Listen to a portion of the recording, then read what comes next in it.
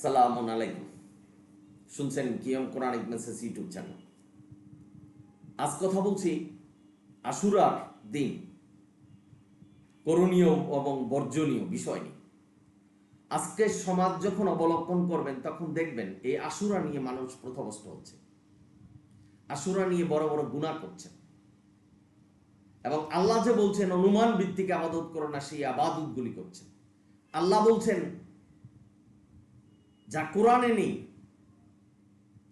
সেই ধরনের আবাদত করবে না, সেই ধরনের আবাদত করছেন। অর্থাৎ এই আশুরাকে কেন্দ্র করে মানুষ পথভ্রষ্ট হচ্ছেন এবং বড় বড় গুনাহ করছেন। এই বিষয়টা নিয়ে আজকে আলোচনা করছে। আশা করি ভিডিওটা না টেনে সম্পূর্ণ ভিডিওটা দেখবেন। কোনো ব্যক্তি সমাজ গোষ্ঠীকে হেয় প্রতিপন্ন করে না। আমি কোরআনের সঠিক কথাগুলি বলছি। সত্যি কথা, আশুরা অর্থাৎ মুহররমের 10 তারিখ যে ইমাম হোসেন হত্যা হয়েছিলেন সেই বিষয়টা নিয়েই আলোচনা।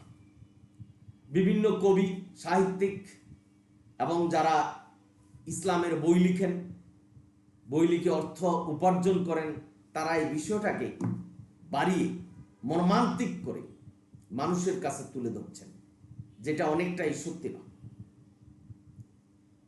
আশুরা শব্দের অর্থ হলো 10, মুহররমের 10 তারিখ।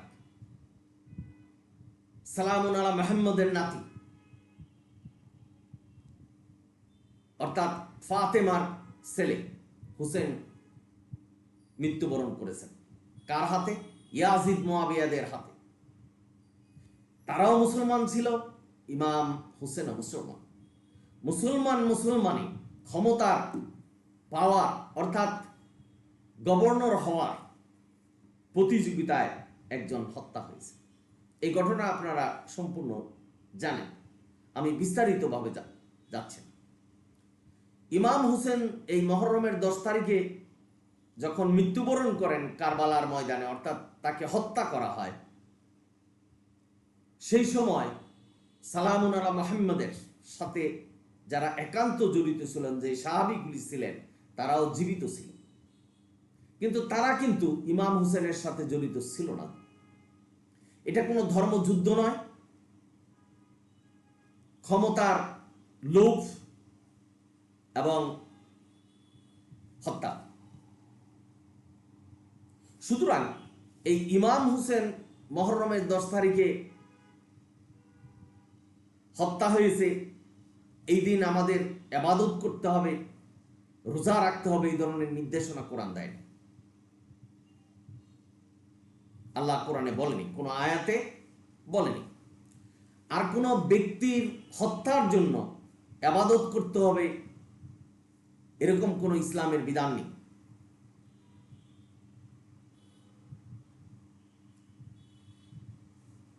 সালামুন আলা মুহাম্মদ, তার স্বাভাবিক মৃত্যু হয়েছে। যেদিন মৃত্যু হয়েছে সেদিন আল্লাহ বলেনি যে সালামুন আলা মুহাম্মদ, যিনি রাসূল ছিলেন তোমাদের, সেই মৃত্যু দিবসে তোমরা রোজা রাখো। তো সালামুন আলা মুহাম্মদের নাতির জন্য আল্লাহ এই নির্দেশনা দেয় নাই যেদিন মৃত্যু হয়েছে এদিন রোজা রাখতে হবে। আল্লাহ সুস্পষ্টভাবে জানিয়ে দিয়েছেন সূরা হজের ৭১ নম্বর আয়াতে, কোরআনে যা নেই, যে বিধানের কথা আল্লাহ বলেনি, সেই বিধান যদি আমরা পালন করি তাহলে কোরআনের আয়াতের অস্বীকারী হয়ে পথভ্রষ্ট হবে। বোনেরা, আপনারা যারা শুনছেন, সুতরাং আজকের সমাজে দেখবেন আমাদের মোল্লারা এই আশুরা সম্পর্কে ওয়াজ করছেন যে আশুরায় যারা 2টা রোজা রাখছে তারা নাকি পিছনের এবং সামনের 1 বছরের গুনাহ মাফ হয়ে গেল। আল্লাহ এই ধরনের নির্দেশনা দেয়নি।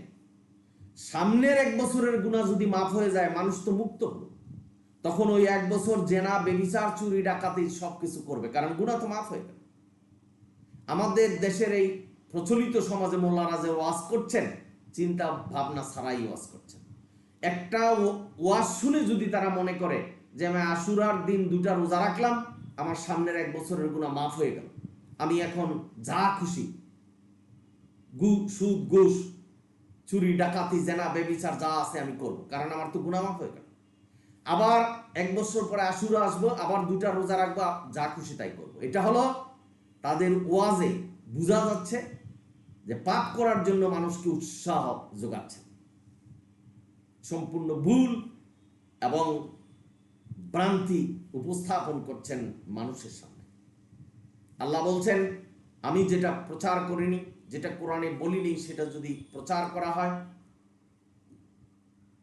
তাহলে তার স্থান হবে জাহান্নাম।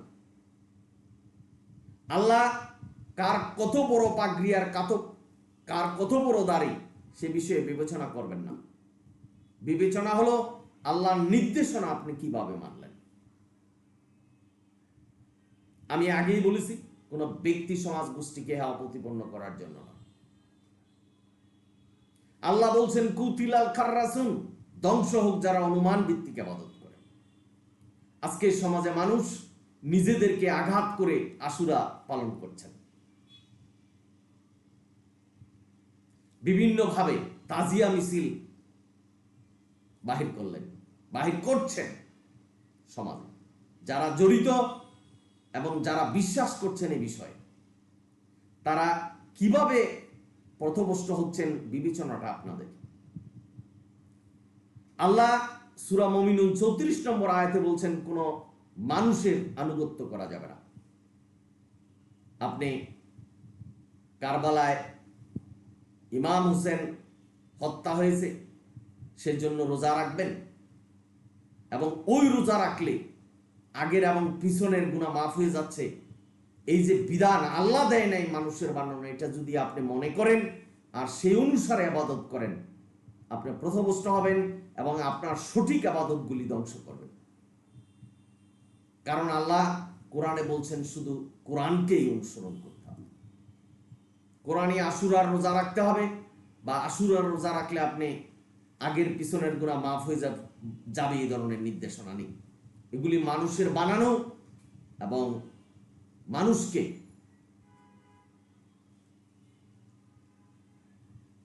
কোরআনের পথ থেকে দূরে নেওয়ার পায়তারা। সুতরাং ভাই বোনেরা, নফল রোজা আপনারা যে কোনো সময় রাখতে পারেন। আজকের সমাজে ওয়াজে শুনবেন, আমাদের প্রচলিত মোল্লারা বলছেন যে আশুরা শুধু ইমাম হোসেনের ঘটনা নয়, আরো অনেক ঘটনা নিয়ে আশুরা। সুতরাং রোজা রাখলে আগের এবং পিছনের গুনাহ মাফ হয়ে যাবে। কোরআন এই ধরনের নির্দেশনা। আপনারা যারা শুনছেন না, আমি কোরআন থেকে বলছি, কোরআন শুধু বলছে কোরআনকে অনুসরণ করতে। আশুরা সম্পর্কে কোরআনে কোনো কথা নেই। ইমাম হোসেন থেকে আমাদের ধর্ম আসেনি। ইমাম হোসেন নবী রাসূল ছিলেন না, নিঃসন্দেহে তারা ভালো মানুষ ছিলেন। তাদের হিসাব দিয়ে তাদেরকে জান্নাতে যেতে হবে। সাহাবীরা আছে নবীর পিছনে, অনেকে ভাবতেন যে ওনারা সঠিক সাহাবী, কিন্তু ওনারা মুনাফিক ছিলেন। এখন এই ক্ষমতার লোভ, গভর্নর হওয়ার যে একটা লোভ, সেটা এই যে 10ই মুহররম যে যুদ্ধ হয়েছিল, পক্ষ বিপক্ষ সবারই ছিলেন। নবী রাসূলদের মনেও বা তারা এই ধরনের কোনো গায়েব জানতেন না যে একটা মানুষ কিভাবে পাপ করছে। সুতরাং তাদের জীবনে তারা কি করে গেছেন সেটা আমাদের জানার বিষয় নয়, কিন্তু আমরা বাহ্যিক দৃষ্টিতে জানি যে সালামুন আলা মুহাম্মাদের নাতি ছিলেন ইমাম হোসেন এবং হাসান। আমাদের চোখে তারা ভালো মানুষ, জান্নাতি, কিন্তু সঠিকভাবে বলতে পারবো না। আমি আর আপনি যেমন বলতে পারবো না যে অমুক ব্যক্তি জান্নাতি না জাহান্নামী, তাদের সম্পর্ক জানতে পারবো না। জান্নাতি জাহান্নামী জানা যাবে একমাত্র কোরআন পড়ে নিজেকে আপনি বিবেচনা করতে পারবেন। আপনি একটা বিষয় বিবেচনা করবেন যে আপনি কি কোরআন অনুসরণ করছেন না কোরআনের বাইরে গিয়ে কোনো কিছু অনুসরণ করছেন, তাহলে বুঝতে পারবেন আপনি জান্নাতি না জাহান্নামী। এটা অন্যজন পারবে না। এই ক্ষমতা আল্লাহ কাউকে দেয় নাই, কোনো নবী রাসূলকে দেওয়া হয়নি। যেহেতু আল্লাহ বলছেন কোনো মানুষের আনুগত্য করা যাবে না, সুতরাং কোনো ব্যক্তি, কোনো পীর ফকির, কোনো নবী রাসূলের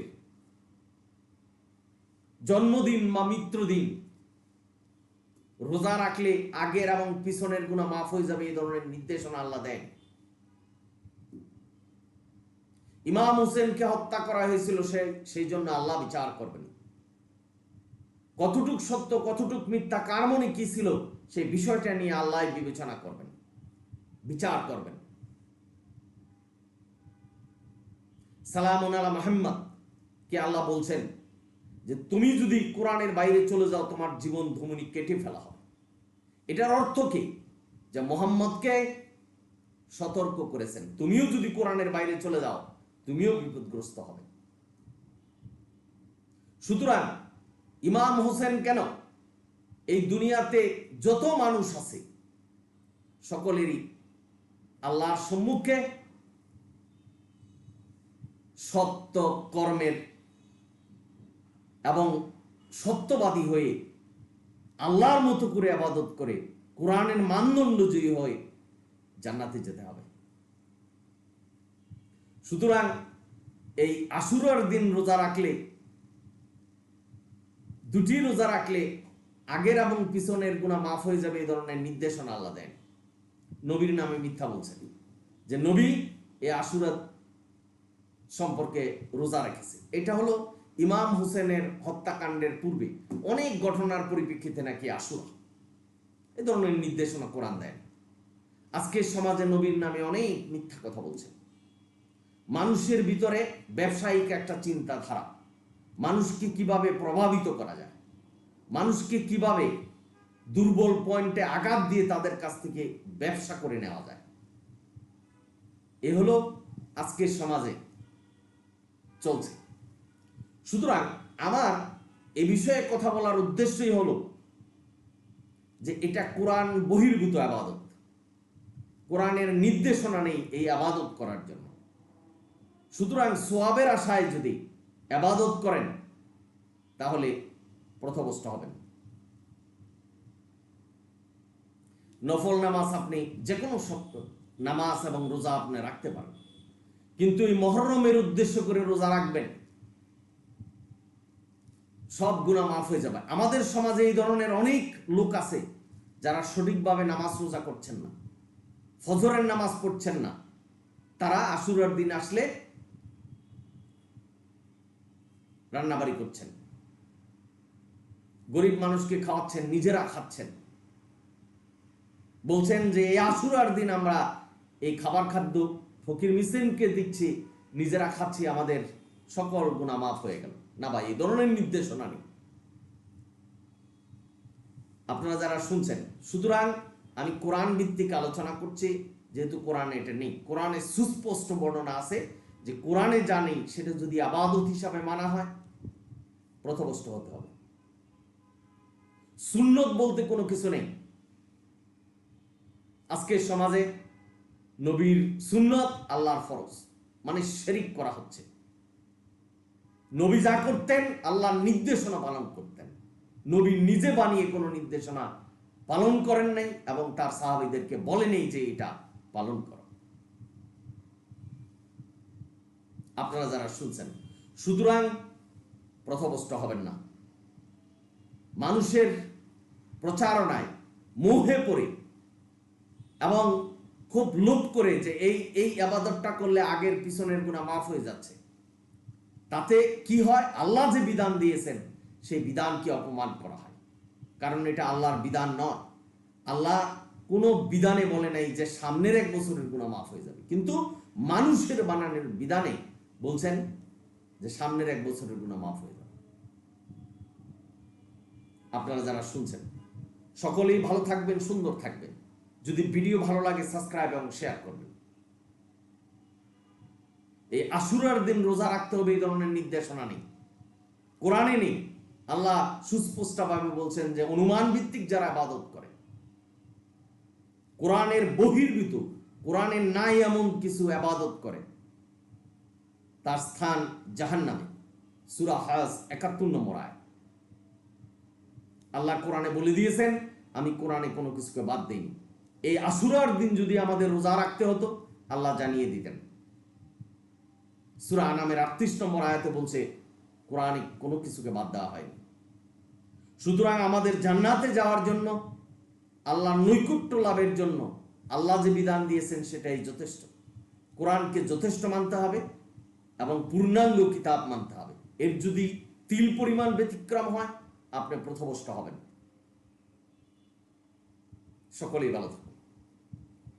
আলহামদুলিল্লাহ রাব্বিল আলামিন। আবারও সালাম জানাচ্ছি, সালামুন আলাইকুম।